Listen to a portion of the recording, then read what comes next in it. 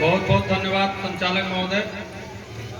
मैं अपना परिचय दूं उससे पहले यहाँ बताना चाहता हूँ, विकास सिंह बड़े भाई अभिमन्यु पांडे जी, आपका मैं तहे दिल से शुक्रिया अदा करता हूँ जो आपने हम लोग को यहाँ पे अतिथि के रूप में स्वीकार किया। प्रभु श्री राम के सम्मुख हम लोग को ला करके खड़ा करने का प्रयास और मंच के सम्मुख सम्मानित जनता का भी मैं तहे दिल से धन्यवाद देना चाहता हूँ।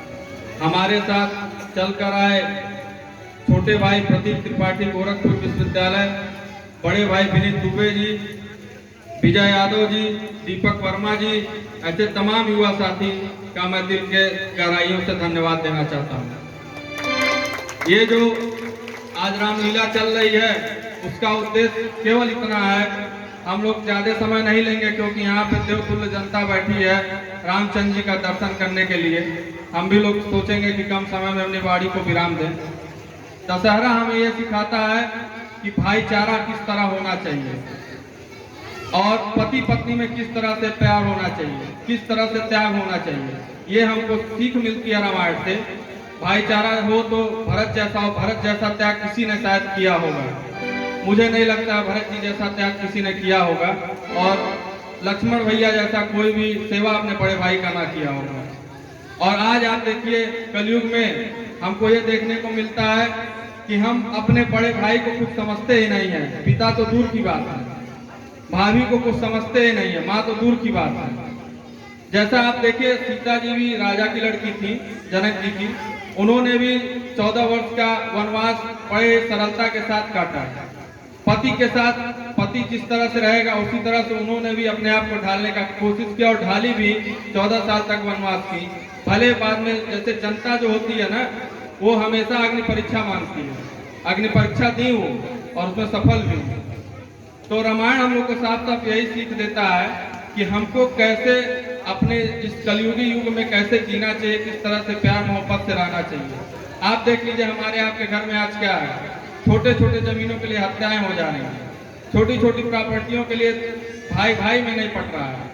हालांकि एक ही माँ होते हैं, लेकिन आप देखिए किस तरह से होता है घर में वैमनस्यता संपत्ति को लेकर के। जैसा कि हेलो, जैसा कि मैं बताना चाहता हूं, इन लोगों द्वारा मुझे सूचित किया गया विकास भाई द्वारा कि भैया आइए यहाँ पे रामलीला होती है। मैं बहुत गौरवान्वित महसूस कर रहा हूँ आज इस रामलीला में आकर के, इस पावन भूमि में आकर के गौ घास के। मैं आपको बताऊं, अपना परिचय छोटा सा परिचय देना चाहता हूँ। मैं कोई बहुत मंत्री विधायक चाहे कोई सदस्य नहीं हूँ, एक छोटा सा नेता बनने का प्रयास है, वो भी जनता अगर आशीर्वाद देगी तो बनने की कोशिश करूंगा। सहजनवा से मुझे चुनाव लड़ना 2027 में। गोरखपुर विश्वविद्यालय में जो हम लोगों ने कार्य किया शायद आज तक वहां के किसी भी पदाधिकारियों ने नहीं किया। हमारे पास जो भी जनता आती है, कई लोग मुझे कहते हैं भैया आपका सहजनवा विधानसभा पड़ता है, आप वहीं पे केवल ध्यान दीजिए, बाकी विधानसभाओं पे आप क्यों ध्यान देते हैं। मेरा सीधा सीधा उद्देश्य यह है, अगर जनता मेरे पास आएगी, चाहे वो विधानसभा कोई भी हो, मैं उस पर ध्यान दूंगा, क्योंकि वो बहुत कुछ आस लगा करके मेरे ऐसे तमाम लोग आते हैं। यही गौर खास के आसपास के जो ग्राम प्रधान लोग थे, उन लोगों द्वारा अनियमितता बरती गई समाज में और ग्राम सभा में काम नहीं किया गया, तो हम लोगों ने उस पर भी आंदोलन खड़ा किया और आंदोलन भी सफल हुआ। उस पर रिकवरी भी 1,37,00,000 की, उसको भी कराने का प्रयास किया गया। ये हम अकेले नहीं करा सके, ये आपका समर्थन था, हमारा सहयोग था, तब जाकर के वो सफल हुआ था। अकेले किसी के बस की बात नहीं होती, अकेले उंगली में ताकत नहीं होती। यही उंगली अगर 5 जोड़ करके मुट्ठी बना दी जाए तो उसमें बहुत बल मिलता है, उसमें ताकत होती है। तो कोई भी काम हो, अगर संगठित होकर करने का प्रयास करेंगे तो विश्वास माने वह काम सफल होगा। बहुत ज्यादा समय नहीं लूंगा, अतिथियों का सूची लंबी है, सबको कुछ न कुछ अपनी बातें कहनी होंगी। जय हिंद, जय भारत।